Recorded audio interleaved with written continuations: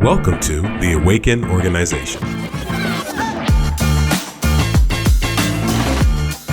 Hi, I'm Jeremy, and this is my co-host, Peter. And today we have the wonderful honor to meet with Katrina German, who is a founder and CEO of Ethical Digital. Peter, can you tell us a little bit about her? Yeah, she's an amazing entrepreneur. They do a combination of marketing and research and product development, tackling no small feat of making the internet a safer and more inclusive space. So she is tackling big systemic issues with her small but powerful and mighty team in Saskatchewan here in Canada. Yeah, we talked about some of the research that she's recently published and worked on.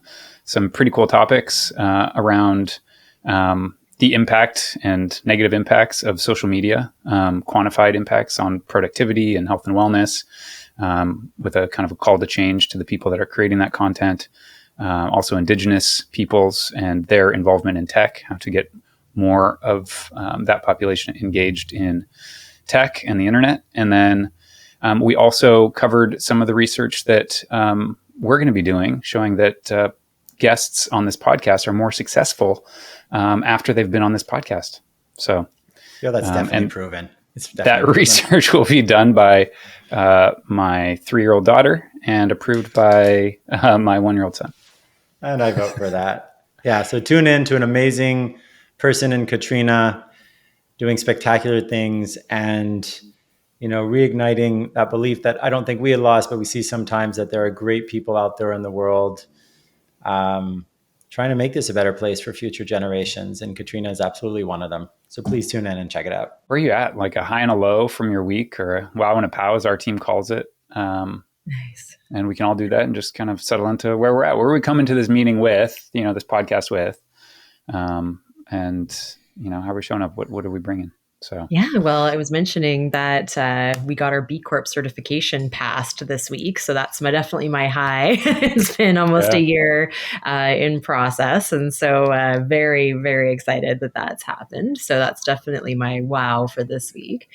And I would say probably my POW, which I love, is it's just a busy week, a lot of meetings and a lot of things going on. So looking forward to tomorrow, where I actually have some time to do actual work. But great. So for me, let's see, on the wow side, I get to go to Burning Man next week, so I'm pretty excited about that. Nice. I've never been. It's always been on a list, but yeah. It's fun. It's a family trip. My dad's gone 24 times, so usually stay with him. So it's a family camping trip. You bring kids to Burning Man, dude? Huh? You bring kids to Burning Man? I'm not bringing them this year. I'm going to wait till they're 5. Okay, so family is dad, not toddlers. Yes. Yeah. Okay. Yes. Family camping trip with. I'm the toddler. And so it's a wow and appreciative of my wife for holding space for me to go do that.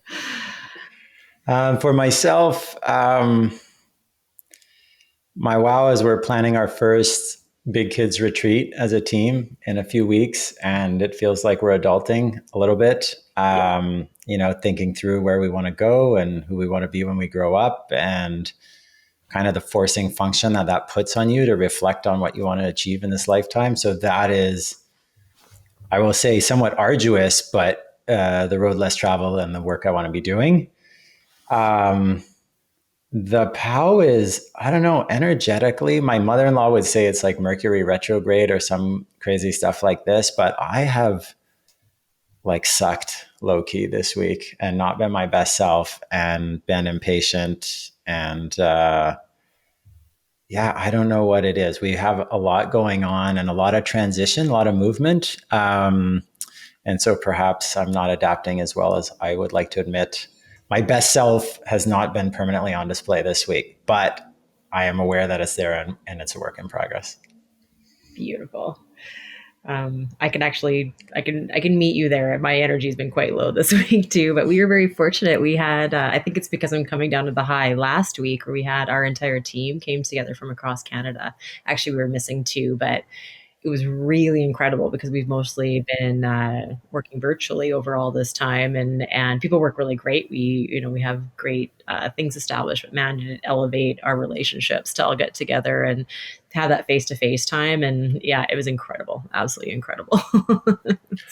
I don't care what about this virtual work thing. Face to face is still the shit. Yeah, Like it was. I've seen it with clients. I'm seeing it like, sorry, I digress. We are allowed for remote work. We're hybrid. People are in and out. Mhm. And then I'm realizing like the more people say I'm working from home today, the more it slowly, like a paper cut, eats away at culture of people just Mm. working together, and the energy is slowly leaking out of the boat. And so I had this first discussion of like, I miss people, and maybe it's just because I'm pushing 50 and I need to like check myself. But at the same time, I'm like in person, and I get virtual. It's the new reality, but human people you can poke is still a good thing. We've seen that for sure. We went virtual before it was cool.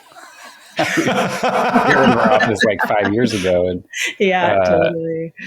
there is no substitute. You got to bring the people together, even in that Mhm. environment. And if you can do it quarterly, hats off. At least twice a year, once a year Yeah. minimum. Get people together, because it builds that trust bond, especially if you have new people on the team. Like, it's so hard to Totally build the trust through this. And then, so many other things need to be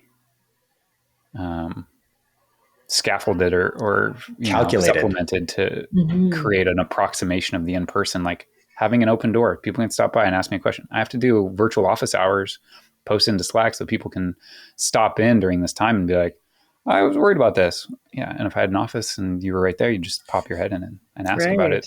Yeah. So just things to try and replace some of the serendipity, cohesion, right? Mhm. That in-person creates, that virtual naturally kind of fragments or pulls apart. Anyway, that's not what we're here today. Katrina, we're here for you. This is not about us and like boiling the ocean of virtual.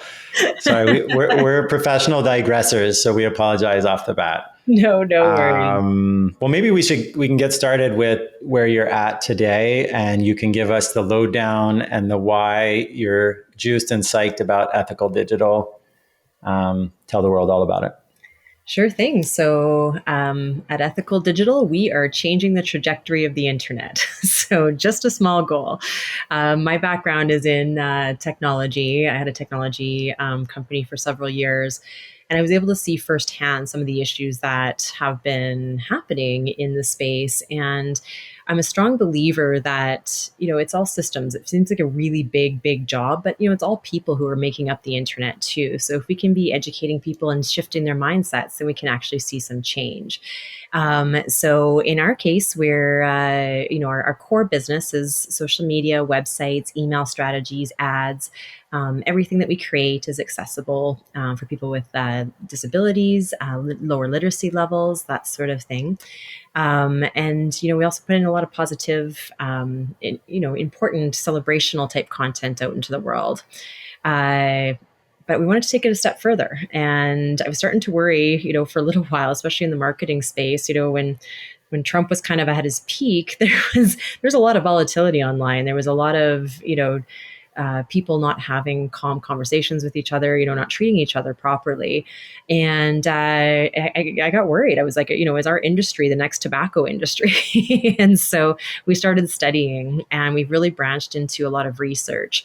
So we've just recently, we launched a whole research project and put it into a training around social media and well-being, around how participating in social media and creating for social media is actually impacting people's mental health, their productivity. If you're on social media for a long time, it actually really considerably drops your productivity as well, and just generally our role in society. So kind of some interesting trainings that we've been putting out, and very excited about those. We're also working in research about how to get more Indigenous women involved in technology, how technology startups can retain diverse employees. I think it's something like 46% of people of color or women tend to leave technology companies within the first few months of being hired.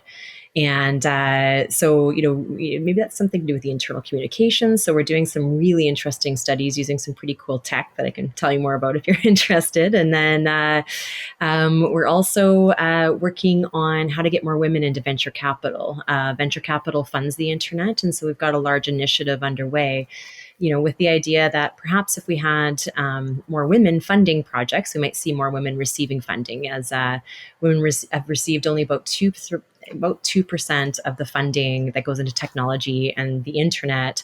And that actually dropped over COVID. And so in the meantime, we need to be paying some attention there because if the internet's the future, we all need to be involved in shaping that future. And having a lot of different people involved in creating the internet and funding the internet, I think is going to have a really strong impact over time. So that's basically us in a nutshell. We've got all sorts of exciting projects underway and really trying to make a big difference and really connect with other groups and people who are doing the same. Awesome. I want to double click on a few of those topics. Just out of curiosity, how do you guys make money? Yeah, no, great question. So definitely the foundation is our websites, email strategies, that sort of thing. We've been lucky to be sponsored for our women in venture capital funds. We have a big venture capitalist from Bay Partners down in San Francisco. His name's Neil Dempsey. He is a huge advocate for this. And so he began the Women in Venture Capital Project through sponsorship. Even though we are a for-profit company, we still have been able to have some really great partnerships and we have a lot of grants. And so we get funded by the government as well. And so, a combination of revenue, sponsorship, and grants. We're going to be releasing some pretty cool technology here in the future too. And so hopefully that'll also be a great revenue stream for us. Awesome. Yeah, I was curious about the research bits and how that was funded. Good to hear. So, impact of social media or engaging with social media on wellness, productivity, sounds like a bunch of metrics. Fascinating. Is there I want that, and I want that training for my kids when they're old enough to engage with social media. Absolutely. How do they know when they're the product and what's going to happen to them, what to look out for? Is that topical? Is that part of that for you? That bigger picture? We definitely framed it for adults and professionals. Kind of the idea of changing the trajectory of the internet is, there's only actually, well, this is sort of an old statistic, but there's sort of estimated that only about 1% of people are actually creating content for the internet. A further 10% are liking and sharing it, and then 89% are lurkers. They're just coming in and taking a look around, and getting their news, going on their way. So in the meantime, we really wanted to focus on the 1% of content creators and the professionals who are doing so, which tends to be large corporations keep social media afloat. Other marketing companies, entrepreneurs, and small businesses put out a lot of content. And then, of course, influencers are sort of the main groups that create content. So we really structured this for those groups so that they could really understand the impact of the content they're creating on their audiences. And one of the big findings that was interesting is around the idea of FOMO and fear of missing out. And although we kind of joke about it, like, oh, I had FOMO, and it's kind of one of those things that people don't take that seriously. Actually, a lot of people suffer from it quite intensely. And actually, even people who tend to be higher income really get hit with this one too. But it can actually be a precursor for a lot of mental health issues. So as people who are creating social media in the world, even though FOMO can be a really effective tool for getting people to take an action and all that kind of stuff, if we know that it's not good for people, why don't we just not do it? Even though it's effective, let's just not use FOMO in our posts. And meantime, we've had some really, interesting changes that people who've gone through the training have been making in their lives and their communications internally and externally. That's fascinating. I'm very curious. So so that's on the content creators. What about the platforms themselves? Like, the algorithm behind TikTok, does it, if these creators say, well, let's not use that, does TikTok just move them to the bottom, right? So yes. it nerfs their business or tanks their business?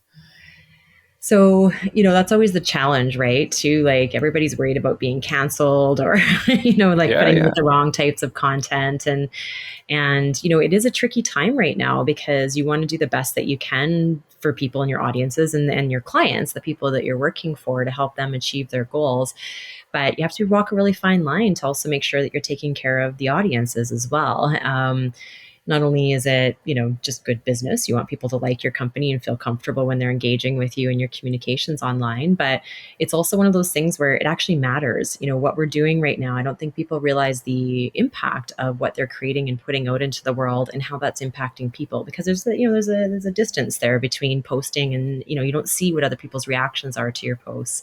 So I think just being very conscious of that and, being conscious of the way that a lot of these social media platforms are actually structured, to get your attention. A lot of people say money's your biggest commodity. I believe it's attention. And so there's a lot of tricks and places that have, put in, the psychological tricks that have been implemented in a lot of these technologies to make you really spend extra attention there so that they can get more ad dollars because they have more eyeballs on the ads. So in the meantime, being very conscious of how a lot of these platforms are actually, kind of manipulating your day almost very subtly every day and manipulating a little bit of the way you think about things and stuff, I think is really important no matter what the platform is. We hear there's a great article on how the algorithm just pushes the extremes of any discussion, right? And so the Trumps or the Trump supporters and equally on either side, and you see how news outlets, whether you're Fox News or CNN in the US, you don't get a lot of news, you get a lot of opinion on the extreme positions. And I think back to Jeremy's point, I'm curious, there's the content creation, but there's some level of responsibility that it's killing dialogue by not, I'd say back to your 89%, I'd argue 89% of most people are in the middle on a lot of issues and would be open, but we only hear about the extreme 5% on either side, which is subsequently back to you making a more equitable internet. The bulk of this content being consumed, managed by these algorithms, pushing out extreme positions to make more money. It's hard for the average person, or I feel like, to go get either unbiased news, or they have to work really hard. It's a pain in the ass to like actually get just journalism or non-self-fulfilling content pieces, I don't know. Absolutely. And, it's really interesting too. Like, I think there's a lot of different things that we can be doing to sort of push these technology companies to be held accountable for some of the impacts of these algorithms. So, in our case, we're trying to educate a lot of the people creating content and paying for ads, and a lot of these corporations who are allowing these social media groups to continue at the, at the large, dollars that they're making. And so if those groups are asking for better, they may have to respond. If users start dropping off of those platforms and say, like, this is just too much, I'm out, those platforms will have to respond. I'm also, interested in some of the legal challenges that are happening right now. There's a lot of internal communications in, say, for example, Instagram. They've had statistics come out that they've known for a long time that they are, influencing suicidal thoughts for young women. And they know this, and yet not a lot of things are happening, as that we can see publicly to address this. But I do believe that once some of the lawsuits and some accountability from those angles come, that will also have to be addressed.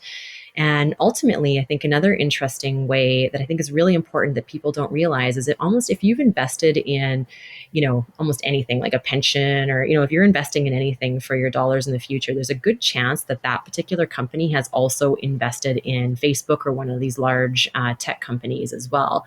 And so you actually have a voice, to speak and hold the board of directors of these companies accountable.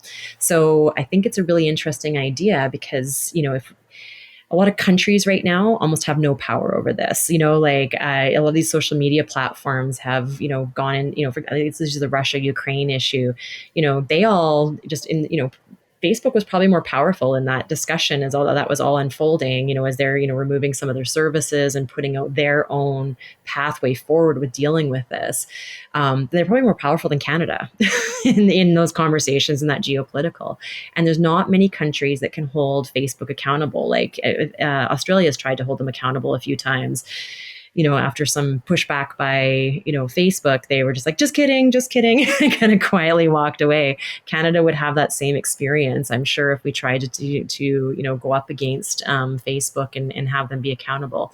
So in the meantime, I actually think it'd be interesting to go to corporate law and corporate responsibility and actually hold these board of directors accountable for the damage that's happening to some of our young people due to algorithms. So anyway, I think there's several different things that as a population we can do to try to actually adjust the way that and encourage, strongly encourage, economically, politically, legally, these groups to be thinking about how they can be creating their technology to be encompassing and ensuring that it's actually good for humans, not just for profit. That's quite a big problem to tackle. It is. Yeah. So we're just going to chip away on it. We're going to work with partners to make it all happen. Yeah. It's going to take all of the angles, right? To get, you're talking about nation states and corporations going toe to toe, and ultimately we're the consumers voting with our dollars, and how we can use that as a leverage point, education as a leverage point, right? It's got to be all of the things, policy, hopefully, as a leverage point. It's very telling that China changed how TikTok functions in their own country, right? To promote learning and, education and going to school and, being a good citizen and all of the health and wellness. And, those are the posts that are coming up for kids. And here it's dumbing down, right? That is interesting. I actually hadn't heard that. So that's a really interesting. I'm going to look into that. They also banned video games, I think, for kids under 12 or something after 10 p.m. So they just turn off the internet for all people that are under a certain age. Amazing. Something like that. Internet can fact check me on that. But they've done a few things that, despite their horrible social policies and otherwise, the research is clear and they are able to take swift action on things that drive the outcome they want. And in this case, the outcome that they don't want is having TikTok run freely and having the internet be open access at all hours for youth. And that's pretty telling. I am curious on the Indigenous piece. So that even just, being in Canada and Canadian, it sounds very topical for Canada. How does that, is that also US and Indigenous populations there and the Native Americans? Is it, global in terms of all Indigenous populations? Is it very Canada centric? How is that kind of? That particular project is quite Canada centric. We received a grant from Women and Gender Equality Canada to administer that one. And so the idea is actually we're starting in Saskatchewan. So that's where I'm based. And when I had a tech company for a lot of years, we didn't have a ton of supports. There's a lot more now here. But in the meantime, I was able to run the group for women founders for a couple of years. And, we had people of all different ages, all different cultural backgrounds, different geographies, but we didn't have anybody in that group who identifies as Indigenous. And so we, in Saskatchewan, we have 16% of our population is Indigenous. We should be seeing, more people involved. However, we just weren't. And so in the meantime, we're starting the research in Saskatchewan and working with a really, really strong advisory committee that's representing both the technology community and a lot of the leaders in the Indigenous community to get together and just spark those conversations and work together. So getting some really interesting results from the initial research. Our goal is to speak to 100 Indigenous women for both on and off reserve to understand what are some of the experiences they're having? What are some of the barriers? Why aren't they working in technology? Is it they haven't thought about it, or it's too scary, or, or is it that there's some other systemic issues there? And so in the meantime, it's been very interesting. We'll have some of the results by the end of this year.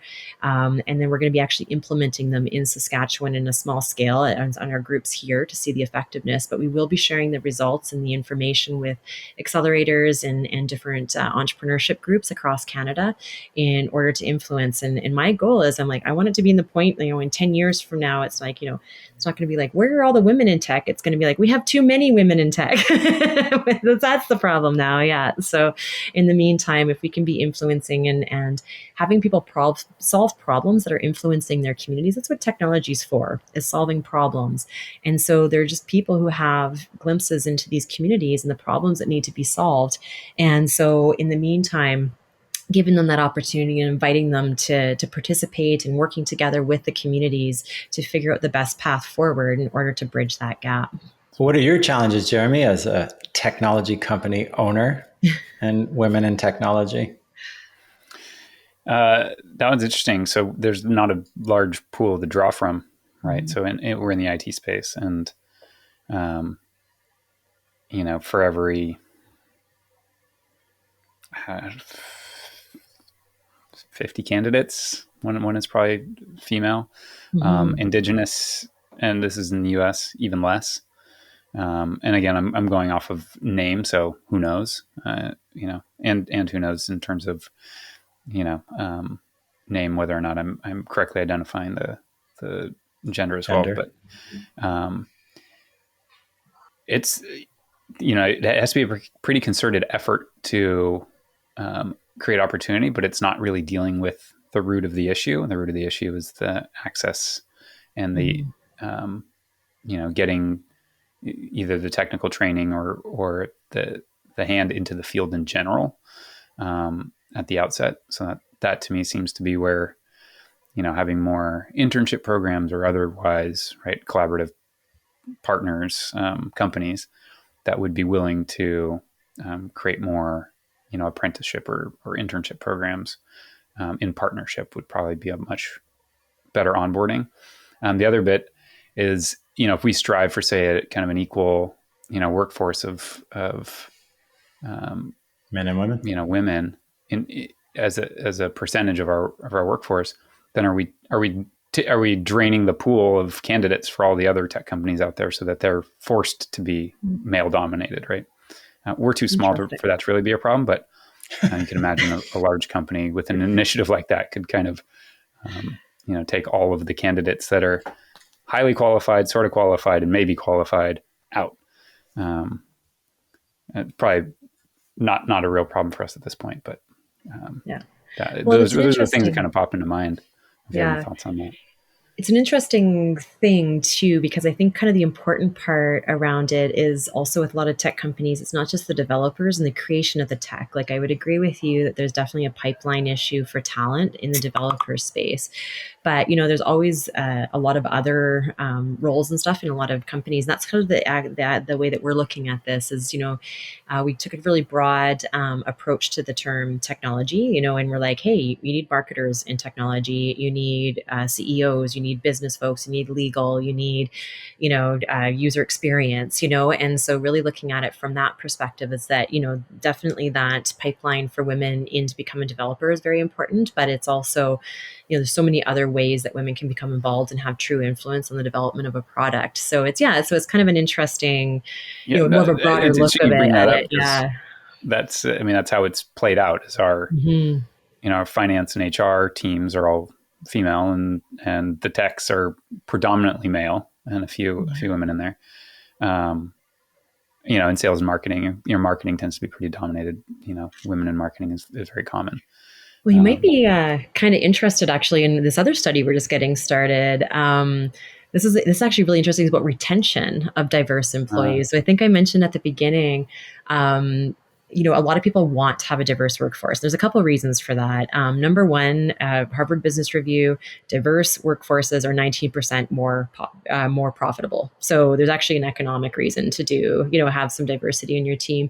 But then the other parts of it too is that actually there's a lot of funders and different VCs and such who see the economic value, but also are looking at some of the trends in the world and are really starting to push to be like, tell us about your diversity and your different policies and that sort of thing. So there are a lot of companies who are very actively trying to hire, people of color and women to participate in their companies. But like I said, I think it was about 46% of these new hires tend to leave in the short period of time. So we have this philosophy around the idea, and a lot of these are like virtual groups and stuff. So what can be happening in that culture or that experience that's different? And we were able to partner with a really cool technology called Vise. And they actually get in, they've been working with corporations for a while, and they were really, basically, they go into people's Slack channels, team channels, that sort of thing with permission. They get all, make sure all the privacy stuff is cool. And basically pull out different data. And so the idea was originally they were looking at, employee retention, like is somebody less engaged, that sort of thing. But they really started to see some very interesting statistics. So even things like men tended to respond to women 30% slower. The word count, men to men, was tend to be 1 to 1, whereas men to women tended to be 1 to 3, 3 to 1. So it's sort of that idea of, I hate using this term, but mansplaining, that sort of thing. But in the meantime, so they were actually able to pull out that data in terms of those communication styles. So we're actually heading into, we just got the funding through our researcher from St. Mary's University and we're working with MyTax and Vise on this one. And essentially we're going to be reaching out to 50 technology companies across Canada. The benefit for the technology companies is for themselves, they get to actually see their own internal trends and what are some of the, maybe some of the differences in communication between either the sexes or just, different people, different culture, what are some of just the overall trends, and what are some tangible things you can change to make it actually more welcoming and comfortable for people of all backgrounds. But then also pulling out some of those general trends for all technology companies to be like, hey, here's some things we're probably unconsciously doing. And again, to be clear, this isn't actually a man versus woman thing. I have unconscious bias. Everybody has it. We've all grown up in structures and all that kind of stuff that have just sort of taught us how to think about each other and all that kind of stuff. So in the meantime, to be sort of conscious and moving forward and being like, hey, let's create a good environment for everybody in the way that we communicate, we need to be pulling out those trends and being able to see how we can actually implement some of these differences in communication and how we talk to each other.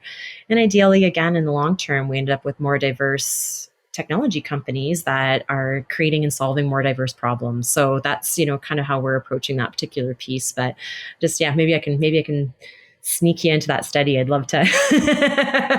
You go. We're a US based company, so I don't know if that'll work, but okay. Yeah. We're going to be focusing on Canadian companies for that one. Yeah. So Katrina, let's go way back with like a little bit of a life story, starting at the early days of Katrina. Semi-joking aside, but if we relate it to the conversation, when did you know, or was there a series of events or something where you decided maybe I'm not going to adopt the culture of more, and bigger, and I thought I might pursue a life of service with my professional life? Like, tell us a little bit about what you got on the path of service. Yeah, I love that. And, and I'll also even, for me, challenge that a little bit. Like, we just got our B Corp status this week, which I'm very excited about, but I'm a strong believer of I think that I can have a life of service, that we can create really strong work, but also be profitable and be rewarded financially for that. So yep. In the meantime, so that's why we decided to be a for-profit company versus a nonprofit, because I think we can do both and really create good in the world while also, rewarding our employees and ourselves and, at the same time financially while doing it. The cool term from Jeremy is market-driven solutions to systemic problems rather than handouts to charities. So I think we are all clearly we're drinking the same Kool-Aid. You're here and you're stuck with us. But I just really love that term about, I think there is an appetite and a need for it, and people are willing to pay for that service to get value and improve, better society as a whole. Totally. So I think, we're all on that train. But Did you talk to me about when did you know that you had bigger plans, or whatever had bigger plans for you, that you're out there to change the world? It's interesting. When I was young, my dad's family, it was actually very acceptable for someone to be arrested for protesting something like homelessness or equal rights. It was a very acceptable thing. Like if someone was arrested for protesting, our family was like, yes, good for you. You really believe. And so in the meantime, so I think I always grew up in a very socially aware and conscious family, which definitely incorporated all those pieces. In my early career, I fell into nonprofit. I grew up in small towns where people just take care of each other. So I shouldn't even know sort of the nonprofit world existed. That's embarrassing. But I started working in adult literacy. And so I got to work with a lot of different organizations in inner city Saskatoon for a lot of years. And I really saw some incredibly dedicated, smart people making a lot of important things happen for others using very little resources. And that always really impressed me. I was then able to, as a social impact entrepreneur, I talked about having my technology company before. My business partner at the time was also a social impact entrepreneur. And we just sort of started. We were like, hey, let's just create something. He's like, I'll build it, you share it, and we ended up on this 4-year journey of working with change organizations around the world to share their stories. So we worked with United Nations Women to tell the stories of men standing up for women's rights in Albania, Salvation Army, we talked about homelessness. We just had all sorts of groups talking about a lot of really human issues. Now, unfortunately, that company went under, but again, it sort of allowed me to see this incredibly, in a really close hand, this incredibly influential force in our world of the internet and those connection points and how it's made and, all those different structures and flows. And I know, it's not, a lot of times I'm talking about like women in venture capital, we're not talking about people necessarily in economic issues, but definitely in areas that are really, really influential and really important to have that diversity. And so it's sort of a weird spot to be, adding service to, but it's not really a traditional kind of way of approaching service. But in the meantime, it's something that I just think is really, really important for our future and in seeing a lot of different people create for the space, for the internet space. That's cool. I'm glad we have this recorded. I got to go back and listen to some bits of that. That was good. And so why did you feel the need to represent the B Corp badge? Like, why was going B Corp? You're already a do-gooder at heart. It's obvious. So why was repping the B Corp badge important for you and for Ethical Digital? Well, a big part of it is that trust factor, right? Like, we're doing some things where some of our studies and stuff can be a little intrusive, things like that. We want people to know where our intentions are coming from. So I think that's, kind of an important step of it.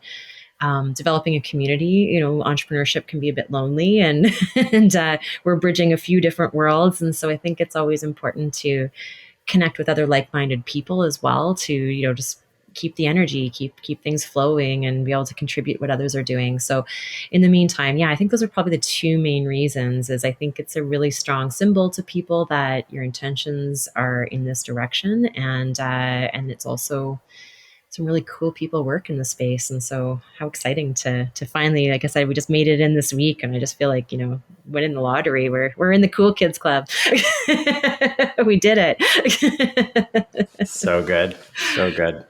It's going to be a long wait for us. We applied a couple of months ago, and I feel it's going to be somewhat painstaking. So you were saying, Jeremy, before you got on, it was just about a year. How long was it for you? It took us about a year. Yeah. From submission, maybe less, 9 months. Yeah. Okay. Fingers crossed. Yeah. Fingers crossed. So it's a little bit, there's a lot, clearly that goes into that application. Is there any one policy or things you have in place at Ethical Digital that, even if you're not a B Corp, if you only put in one thing in place that would be, impact? You can have more than one, you're allowed, you can break the rules, but is there like one thing that every company should have in place from a policy or procedure standpoint? It's been interesting as we've been doing, especially a lot of this women in VC work and talking to venture capitalist groups. A lot of them say, like, we don't have a diversity policy, so therefore we don't tend to hire diversity. And for me, I'm like, well, that's actually pretty easily solved. So in the meantime, we're developing some of those resources. There's other people out there who are developing the resources.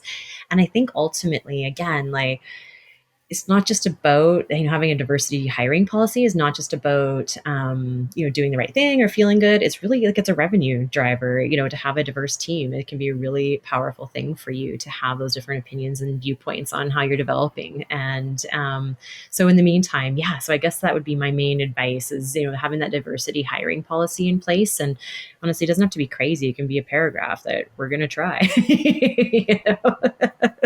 But, a lot of people just don't make those moves without an actual policy. So in the meantime, I guess that's probably one that stands out for me. That's cool. Is there any challenge for you having kind of essentially, I guess, kind of selling research services or your studies, and then also kind of having another side of the business that's a bit, more on the marketing and development side? Is that so? That's like kind of two core, lines of business. Is that hard to staff for and focus on? How do you manage that?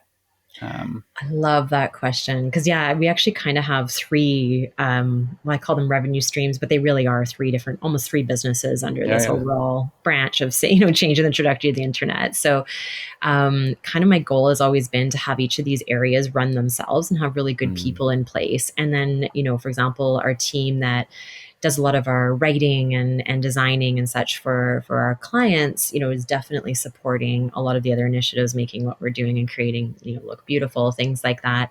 But ultimately, it's really about like, how can I get the right people in place to have this run itself? Because I'm only one human, and my time can get a little bit stretched. I think we've all felt that before.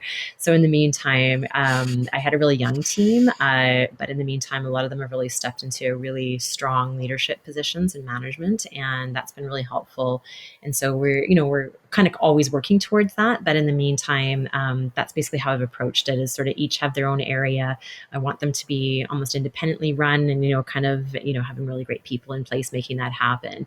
And again, we're moving into technology as well and some technology development. And so that's going to add like a fourth kind of revenue stream and portion of the business. But in the meantime, again, it's just so, as a leader, I'm trying to be really conscious of my time because I actually really want to be involved in the tech development too. I love that stuff and I've done it before. So, I have some knowledge to share. And so in the meantime, it's, so we're really actually spending the rest of this year getting all the ducks in a row, making sure the rest of the company is ready before we move into the technology development so that we can be able to expand and grow in an effective way. We're not just getting ourselves scattered everywhere.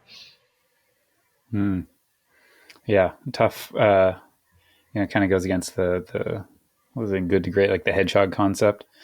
But I'm increasingly seeing that, right, of synergistic skill sets across, a plethora of kind of services to bring them under one roof. Is the last bit that you mentioned of bringing on kind of the tech development side, is that what you were referencing earlier in terms of kind of rolling out a product, something that you're ready to unveil on the Awaken organization for the first time to the internet right now?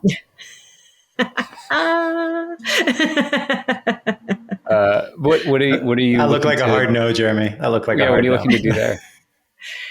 I'll often try to pre-sell things before they're even created. And so in the meantime, so that they can finance it. So for some of these technology products, like I'm working right now on getting our IRAP funding in place and different funding that can potentially help us create this in a way that it's not going to stretch our financial resources. That's one, too extreme. And so in the meantime, that's basically how I'm approaching it in terms of, planting those seeds this fall, is getting the finances and that sort of thing in place to be moving in that, getting the partnerships, because we won't be creating the technology internally. We'll be doing partnerships with external tech developers. I've got one already in place. The other I'm still looking for to be starting in the spring. But I have an idea of who I want to be working with each of them. And so in the meantime, it's those are kind of the things that I'll be doing to prepare that. But in the meantime, again, it kind of boils down to that, as you both know, as leaders, where attention flows, energy goes, I guess, and so in the meantime, I want to make sure all of these other things that are in our business are running really strongly so that we can really do a really great job of the tech development in the early part of the year. So that's basically how I'm going about approaching it. Tell me a little bit about your board experience at UNICEF. Yeah. How did that come about? How did that? UNICEF Canada is a really incredible organization who really, really genuinely care about women and children and all sorts of things. But they've been incredibly important during this COVID and in getting a lot of support through vaccinations and stuff to other countries. And, as we all know, this is a global issue, if other countries are still dealing with it deeply, nobody gets away with that. We all are affected. And so in the meantime, they've been playing an incredibly important role there. So yeah, I was just lucky. I with my former tech company, I had pitched a fella from CBC, and he'd actually taken it up the chain, and in the meantime, he was on the board, and they were looking for somebody specific who they wanted a woman from the prairies who had a technology background, and he knew of me, and so basically it was popped right in there. Yeah, so I've been on that board, I think, about 3.5 years, and I always feel like I'm going to school every board meeting, and just some incredible minds sitting around that table, really trying to do what's best for the world, and so I really enjoy being a part of that board. It's been an exceptional experience. Yeah, I saw that board role prior to some of the other things that you've done in your career. I was curious if that had any impact or changed the course of any of your career in any way. Well, I think, anytime you do something that pushes things a little bit, and especially board work is quite interesting because you kind of get a sort of high level look into how other people run organizations. And so I think anytime you push yourself into a new direction, you're going to kind of get those moments of like, oh, cool. I just learned something that's going to help. But, big parts for me are, I tend to work with sort of medium to large size businesses, but in the meantime, the corporate space and the way that they view things is very different. And so, just hearing those different perspectives is, really valuable for me in terms of just understanding different approaches to solving problems. And so, yeah, so that's basically what I really enjoy about it, is just the really amazing humans, hearts in the right place, intentions in the right place, really smart ways of and innovative ways of solving problems. I absolutely love that. And so yeah, that's one of the things I just love about being on a board, is you just get to glimpse into some, a whole different world for a period of time, and provide some things from your world that can help. And so so anyway, I'm going to be on that board now for a couple more years, and then I definitely think it's important for women particularly, because again, a lot of boards tend to have some gender imbalance, and so in the meantime, I think when you're at a certain stage of your career, or even you're just beginning too, is important to get all sorts of beliefs and understand life approaches and mindsets, I think, are really important to be on a board. So in the meantime, I just think it's really important for people to put themselves out there. Most of the time, people are very conscious of the time spent on boards. So it's not generally a crazy amount of time. So even if you're running another business, it's, it's doable in terms of volunteer and all that kind of stuff. So I actually really encourage anybody to, who wants to kind of expand their own skills, to take a look at joining boards. I just think it's a really excellent way of experiencing different viewpoints. Yeah, amen to that. I'm on a local hospital foundation board, and it is, I have to tell you, quite pale, stale, and male. And it definitely needs diversity at every friggin' level. And so I imagine that's not the only place that's happening, right? To get a diversity of thought and opinion. In some of those articles I was reading, it's that beyond the diversity of the individual, it's the diversity of thought that individual brings, which is where all the gold is, right? Yeah, absolutely. So I'm just conscious of time, Katrina. We're coming to an end slowly. I know it's felt like 2 minutes to me. Me too. Hopefully for you, at least publicly. Please say yes. Tell us, how can people support you in what you're doing? Yeah, I love that. So best thing to do is just go to EthicalDigital.ca. Take a look if there's a certain initiative there that interests you. We're always looking for advisory board members, things like that. These are volunteer positions, but we want to make sure that we're, sharing some good knowledge.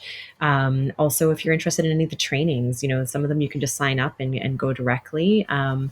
especially around the social media and well-being. I want every human to take that training if I possibly could. And again, if you need, help with, you want, information that's going out that's accessible to people, a website that's accessible, being ahead of that curve. I think in the future, you're almost going to have to, kind of have that. But if you can say as an organization that we have an accessible website, social media, that sort of thing, please talk to us. We love helping with those types of things. And we've got a lot of really excellent clients that we get to work with. And so we'd love to continue that. So that's basically it. Yeah. Any and all ways. That sounds awesome. Yeah. Jeremy, did you have any closing questions or thoughts? No, I'm fascinated.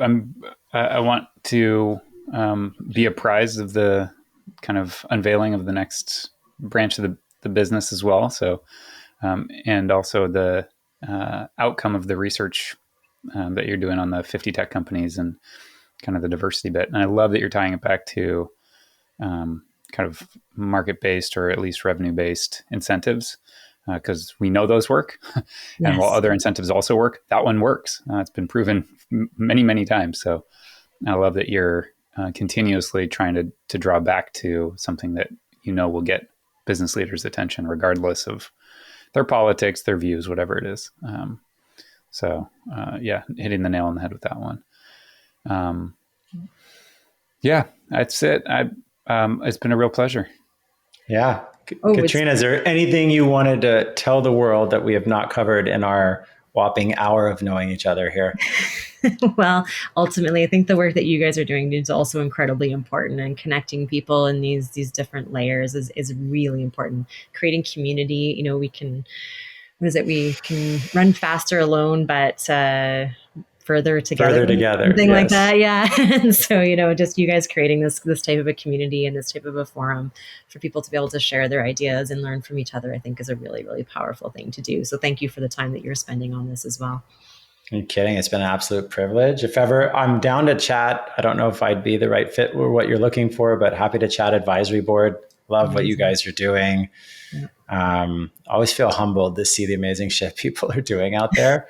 And just as the absolute counterweight, I had this debate, and we'll get off on this, with this guy who we had this debate on. I think people are fundamentally good, and he thinks people are like fundamentally bad. And I was like, holy fuck, that is a large spectrum of like your viewpoint of the world. Like, that old Einstein quote, the biggest decision you'll make is whether you see the universe as friendly or hostile, and everything else flows from that. I was like, this is fascinating. But today, you have absolutely proven the world is full of awesome people.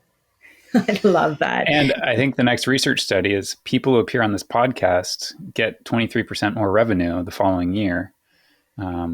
So, and it's got to be true somewhere. That'd be a heck of a good stat. I like that. Yeah.